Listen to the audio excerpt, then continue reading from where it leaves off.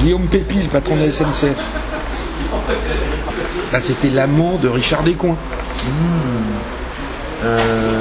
Ça, c'est Guillaume Pépi, c'est le patron de la SNCF. Il a les dents rayées de parquet. Donc là, on parle du monsieur qui est sur la gauche de l'écran. Il y a peut-être des clients aussi, des gens qui n'étaient pas du tout du siècle qui sortent. Ce qu'il faut savoir, c'est que en fait, c'est l'Automobile Club de France. Ça s'appelle, pour les membres, c'est l'Auto. Ça s'appelle l'Auto. On dit jamais Automobile Club de France, on dit on est membre de l'Auto, AUTO. Ils ont, je l'ai raconté dans mon livre, mais le problème, je me souviens pas de tout. Ils ont plusieurs étages, et donc le siècle occupe, les dîners occupent 2 étages. Et si les messieurs sont bons, ils doivent occuper, je crois, le rez-de-chaussée, le premier étage, ou le premier étage et le 2e étage. Mais pendant ce temps-là, effectivement, il y a des membres de l'Auto qui viennent dîner, pas dans les mêmes salles. Voilà. Donc vous pouvez avoir effectivement des gens qui sortent et qui sont pas membres du siècle, quoi. Bonsoir. Nous ne sortons pas du siècle, désolé. Un petit mot sur l'ordre du jour du dîner du siècle. Mais on n'était pas au siècle, on n'avait pas de pause. C'est Jean-Pierre Jouyet. C'est Jean-Pierre Jouyet. Monsieur sur la là, c'est Jean-Pierre Jouyet, centre-droite. Meilleur ami de François Hollande, ancien patron de... Ancien ministre des Affaires européennes de Nicolas Sarkozy, et qui est le nouveau patron de la Caisse des dépôts et consignations, qui était avant le président de l'association, l'équivalent de la COB, les commissions des opérations. C'est l'AMF. Ça, c'est Jean-Pierre Jouyet, ouais. dont la très lié aussi avec Ségolène Royal. Il est marié avec une Tétinger, ils sont richissimes. Là, vous avez fait une grosse prise. Vous verrez, je crois que c'est Stéphane Courbit. Ah, le président d'Andemol, France, ouais, qui était le proprio. Intéressant. Pour moi, c'est lui. C'est quelqu'un de Londres, si c'est lui, si on pouvait confirmer, mais qui se cache pas mal. Oui, mais pour moi, il est membre du siècle. Bonsoir, sourire pour la caméra. Il est mis en examen dans l'affaire Bettencourt. Même Bettencourt lui avait racheté des parts. Il est accusé d'avoir profité de sa faiblesse. D'accord. Non, ça c'est rare parce qu'on ne le voit jamais. Bon, faut que je vous quitte. Bonsoir monsieur. Vous auriez quelques informations sur le contenu du dîner du siècle? Bonsoir monsieur. Il s'est discuté quoi ce soir au siècle? Bonsoir. Alors, quelles étaient les discussions ce soir? Toujours là. Bah très oui, intéressant. toujours là. Comme toujours. Rien d'intéressant, mais vous y allez tout le temps. Très intéressant. Ah, ouais, une petite pépite, quelque chose. Et à la prochaine émission, vous allez en parler? Bonsoir monsieur. Est-ce qu'on peut avoir un peu d'informations sur ce qui s'est dit ce soir? Bonsoir, on cherche à savoir ce qui s'est dit ce soir. Bah oui, mais on veut savoir ce qui s'est dit ce soir. Oh, un petit mot. Les Français se demandent quand même. La parité. La parité? Ouais, c'est déjà ça. Bonsoir monsieur. Quel était le programme ce soir? Bonsoir monsieur. Quel était le programme du dîner du siècle ce soir? Pas de programme. Ah mais vous avez quoi dans la main? On peut voir? Mais non, l'autre main, voyons. Et un petit mot, il paraît que vous avez parlé de la parité, on nous a dit... La parité? Ouais, je sais pas, c'est quelqu'un qui nous a dit ça. Je sais plus, une tête connue, mais... On parle des deux tout le temps. Vous voulez pas nous dire un petit mot quand même? Sur les thèmes de la soirée qui ont été abordés? On a surtout parlé de la FIAC parce que c'est la Foire internationale d'art contemporain qui a ouvert ses portes à 500 mètres de là, et ça c'est le grand événement de la vie parisienne. Ah bon, et c'est ça, c'est pour ça que des patrons, des financiers, des journalistes se retrouvent pour parler de la FIAC? Bah, c'était le thème du soir. Voilà. Bonsoir. Alors, c'était intéressant les discussions ce soir? Très intéressant. Ça a parlé de quoi? Quelques révélations quand même? Ça parle de quoi? Pas de révolution. Oh, les gens ont le droit de savoir. Ça va, camarade? Bon, tant pis. Excusez-moi, monsieur. Vous avez discuté de quoi ce soir au siècle? Oh, de plein de choses, comme toujours, mais ça ne vous intéresse pas. Il y a une règle de confidentialité.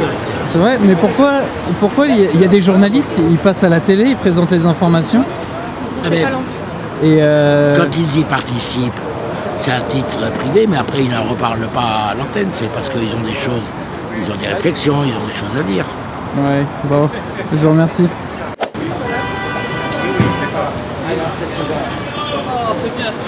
Bonsoir. Alors, quels étaient les sujets ce soir, monsieur? Il n'y a pas de sujet. Il n'y a pas de sujet, vous venez là juste pour prendre l'apéro. Bonsoir, messieurs. On cherche à savoir ce qui s'est dit ce soir au dîner du siècle. Personne ne sait, ça reste confidentiel, mais pourquoi?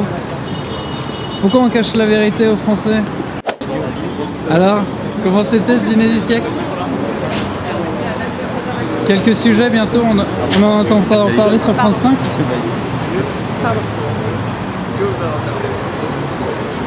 À quand le dîner du siècle sur France 5? Ça vient. On va en entendre parler, le peuple veut savoir.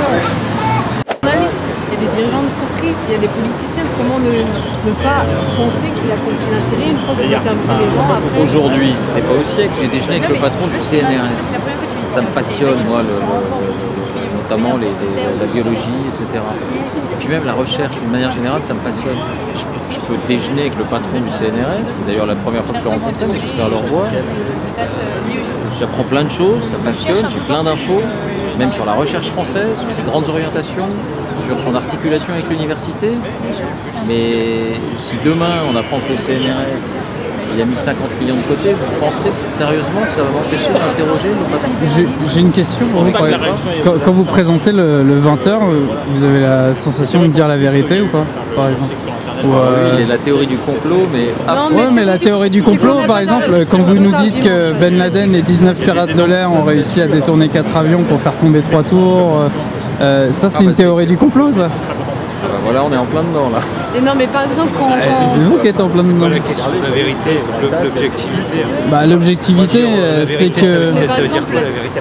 Bah, la vérité, c'est quand on trouve des traces d'explosifs dans les cendres des tours du World Trade Center, bah, quand on est un journaliste objectif, on en parle. Qu'on le noircit, d'autres ont estimé qu'on l'édulcore. Vous voyez ce que je veux dire? Il n'y a pas une vérité. Monsieur Je veux dire, quand le on bilan peut de lire l'euro. que le seul atout du Hugo Chavez, c'est d'avoir utilisé l'argent du pétrole pour l'avoir redistribué au peuple.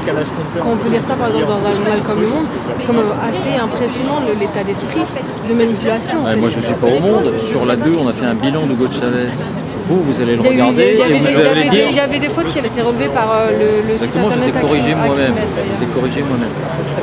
Vous allez le regarder, vous allez dire on parle trop de ça et pas assez de ça. Quelqu'un d'autre va le regarder et va dire on parle trop de ça et pas assez de ça. Sur ce dialogue qu'on a là aujourd'hui, on va se quitter après. Lui, il va dire putain, c'était vachement intéressant de discuter avec le journaliste. Vous allez dire qu'est-ce qu'il a été langue de bois, il a rien dit du tout. Quand on parle de politique aujourd'hui, le problème, je pense que on est dans un système aujourd'hui quand même de connivence et je pense qu'on est en train de basculer. Mais ce qui est compliqué dans ce que vous dites sur la connivence, un système qui n'est plus démocratique. Et je pense qu'aujourd'hui l'information se résume à je dirais des stratégies de communication qui sont décidées.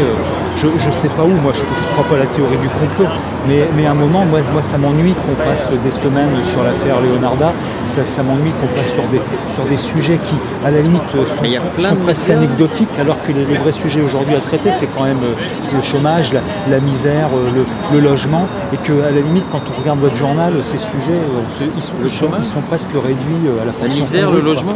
Bah, c'est les causes en fait que vous analysez pas. On est dans un système. Mais les causes, oui, c'est un débat. Vous pensez qu'il y a certaines causes? C'est pas un débat. C'est d'autres causes, et c'est la richesse du débat politique. En politique, vous n'avez pas une personne qui est d'accord avec une autre sur les causes. Jamais dans votre journal télévisé, on a remis en cause l'euro, on a remis en cause l'Union Européenne. C'est des questions qui sont interdites. On va te dire, il faut sortir de l'Union Européenne pour retrouver le contrôle de notre monnaie. Vous allez dire, ah non, vous êtes fasciste, vous êtes nationaliste. Mais Jean-Luc Mélenchon mais il ne veut pas sortir de l'Union Européenne. Non, oui, un peu. Il ne veut pas sortir de l'euro, il veut changer l'euro. Marine Le Pen veut sortir de l'euro. C'est des gens qui ont le droit de citer. Non, mais Marine Le Pen ne veut pas sortir sortir de l'Union Européenne. Trouvez-moi quelqu'un qui a été dans votre JT et qui défend la sortie de l'Union Européenne. Il n'y a personne. C'est un sujet qui est interdit d'en parler. Nous, on veut simplement retrouver notre souveraineté, on veut décider de nos lois. Aujourd'hui, il y a 80% des lois qui sont votées à l'Assemblée nationale qui sont la transcription du droit européen. Vous faites une profession de foi. On peut faire chacun sa profession de foi. C'est pas une profession de foi, c'est des faits. Vous êtes journaliste, je vous apporte des faits. Il y a des forces politiques qui sont élues. Vous pouvez toujours dire que les élections sont truquées, etc. Mais elles sont élues dans ce qui ressemble, disons, à une démocratie au moins formelle. Ces forces politiques, elles reflètent en gros le sentiment des gens. Non, donc, les partis qui accèdent au pouvoir sont déjà sélectionnés. Jean-Luc Mélenchon, le centre, la gauche social-démocrate, la droite. Ces gens-là vont débattre et croyez-moi, il y a des règles très précises qui font que chacune de ces personnes a un droit de citer, a un droit de parole dans les émissions politiques. J'ai pas pu voter, moi. J'ai pas pu voter aux élections parce qu'il n'y avait aucun candidat qui avait passé le processus de sélection. Faites de la politique. Mais non. Mais si. Et qui c'est qui va me donner tous les candidats que je vois ne me représentent pas. Mais non, c'est moi je vous dis. C'est ça que je dis. Il y a des candidats qui sont intéressants, mais il y a des barrières qui sont mises en place dans ce système soi-disant démocratique. Les 500 signatures de maires qui sont publiques et que s'ils donnent à des candidats qui seront dangereux pour le système, ils se feront couper leurs subventions. François Asselineau par exemple. Et ils n'accèdent pas au... oui, faites vous-même une proposition. Jean-Luc Mélenchon, comme vous le dites, il critique le système, il veut rester dedans. Marine Le Pen, comme vous le dites vous-même, elle critique le système, mais elle veut rester dedans. Jean-Luc Mélenchon se reconnaît dans la démocratie française. Peut-être qu'il a tort. Et ce que je veux dire, c'est que ne pensez pas qu'il y a une sorte de complot de Jean-Luc Mélenchon à Marine Le Pen qui vise à empêcher tous les autres de faire... Si vous représentez un mouvement d'opinion fort, prenez les choses en main. Vous serez écouté, vous aurez une audience et vous arriverez vous aussi à exister. Vous arriverez à vous présenter aux élections, peut-être pas à la présidentielle, vous arriverez à vous présenter aux élections municipales. C'est pas de me présenter aux élections. Oui, mais on n'a pas trouvé pour l'instant de meilleur système que la démocratie formelle. Ne pensez pas que tout est fermé et que vous ne pouvez rien faire. Si vous avez une pensée originale, si vous pensez avoir des gens derrière vous, allez-y. Alors, est-ce que vous, personnellement, vous pensez que c'est une question qui peut être discutée, que de sortir de l'Union Européenne? Est-ce que c'est une opinion qui est acceptable et qui pourrait être débattue sur un plateau télé, par exemple? Sur un JT de 21, est-ce qu'on pourrait mettre ça? Ce serait une opinion inacceptable. Je sais pas, mais en tout cas, elle n'est pas discutée. C'est associé à l'extrême droite. Alors qu'il n'y a pas que le parti Marine Le Pen qui la propose. Mais l'extrême droite défend cette option. On peut penser ce qu'on veut de l'extrême droite, mais elle la défend. Le parti ouvrier indépendant, c'est de la gauche, ils veulent sortir de l'Union Européenne. Et si le parti ouvrier indépendant demain fait 10% des élections cantonales, municipales, régionales, présidentielles, législatives, croyez-moi, ce débat-là. Mais c'est un peu la poule et l'œuf. Et pour que les gens fassent des scores aux élections présidentielles, il faut qu'ils soient médiatisés. Si vous ne les médiatisez pas, ils vont jamais faire un score. Vous croyez que c'est le média qui fait l'opinion? Évidemment. Alors vous croyez pas qu'Édouard Balladur aurait été élu en 1995 si le média faisait l'opinion? Puisque les gens ont quand même un peu de cerveau. Par exemple, les gens ont un peu de cerveau. Vous croyez pas qu'Internet aujourd'hui ça existe? Oui, vous croyez pas qu'il y a des phénomènes qui naissent sur Internet et qu'on voit pas à la télé et que ça existe quand même? La démocratie. Vous croyez que tout ce qui n'est pas aux 20h n'existe pas? Ne pense pas que les médias font l'opinion. Terme à discuter. L'exemple de 2005 est parfait pour ça. Donc ne te dis pas, ah je passe pas aux 20h donc j'ai aucune chance aux élections. Le non a fait 55%. C'est quand même un contre-exemple. Ce que je veux dire c'est que ne comptez pas toujours sur les autres. Ah oui mais moi personne m'écoute, mais vas-y. Toi tu as des idées originales, tu as un programme, tu as des convictions, vas-y. Aujourd'hui il y a un espace de liberté totale, ça s'appelle Internet. Je veux dire, c'est marrant parce que vous dénoncez le système et vous dites en même temps, si on passe pas aux 20h et sur RMC, on n'a aucune chance. Mais non, ne croyez pas ça. Ne croyez pas ça. Je veux dire, si vous croyez en vous, si vous avez des idées, vous pensez que vous avez une pensée originale, que vous pouvez convaincre des gens, allez-y. Le système, il vous l'offre ça, par Internet. Mais 2005, tout le monde était pour le oui et c'est le non qui a gagné. Et bien regardez 2008, traité de Lisbonne, la volonté du peuple a été écrasée par celle de nos pseudo-représentants. Après, je ne parle pas là des dirigeants politiques, je parle des médias. C'est-à-dire, vous dites, on n'a nulle part où s'exprimer. Mais non, ne croyez pas ça. On a Internet. À cette question, je vous écoute beaucoup parler. Vous parlez d'objectivité, d'essayer d'aborder... Je ne parle pas d'objectivité. Non, d'essayer d'être objectif. Jamais entendu ce mot-là dans ma bouche. Vérité alors peut-être. D'honnêteté. D'honnêteté. Alors prenons le terme d'honnêteté. Donc vous, je parle de vous, mais on va parler des médias en général. Vous essayez de respecter une ligne d'honnêteté. Maintenant, j'ai une question pour vous. Alors, si vous pensez vraiment faire votre travail honnêtement, je ne remets pas du tout ça en cause. Hein. Modestement, pas personne n'est parfait. Mais tout à fait, et nous les premiers, il n'y a pas de problème. Alors dans ce cas-là, la question est la suivante. Comment vous expliquez, comment vous expliquez alors le désintérêt des Français, des médias, que ce soit papier, que ce soit télé ou que ce soit radio, qui préfèrent s'orienter vers des médias type internet comme le nôtre ou comme d'autres? C'est bien naturel. Il y a une nouvelle offre sur internet. Les gens vont sur internet. La radio, la télé, la presse écrite ne vont pas disparaître, mais ils vont en être affectés. Et si demain un nouveau média arrive, internet en sera affecté aussi.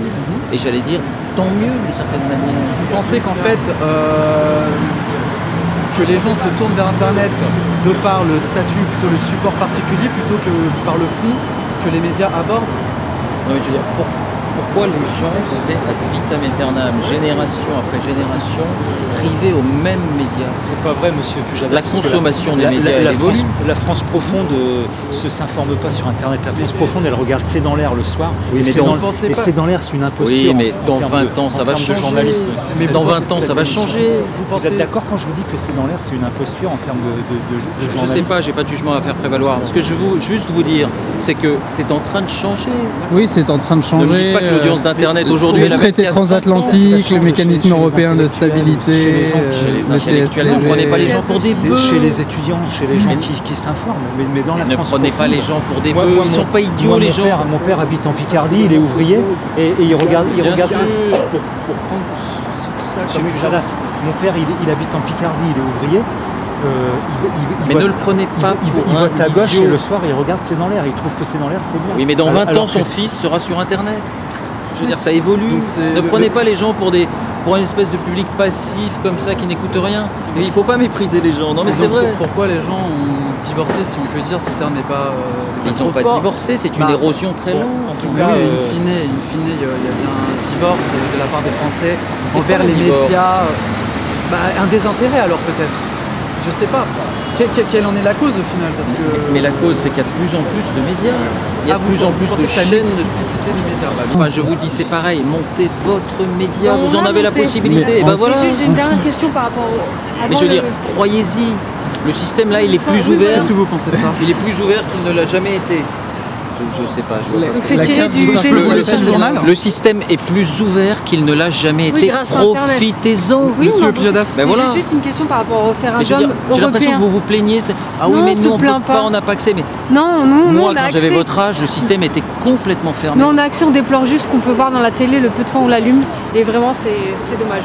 Vas-y, si les gens croient. Mais même sur Internet, avec ça, vous avez la possibilité de faire une chaîne de télé. Si vous avez apprécié ce reportage, vous pouvez vous rendre sur notre site www.cercledesvolontaires.fr et nous faire un don. Ou sinon, vous pouvez aussi nous suivre sur les réseaux sociaux, vous abonner à notre fil d'infos sur Twitter, ou alors vous allez sur notre page Facebook, vous cliquez sur j'aime et vous ajoutez la page à vos centres d'intérêt. Pour avoir nos vidéos vraiment en avant-première, le plus rapide, c'est bien sûr la plateforme YouTube. À bientôt!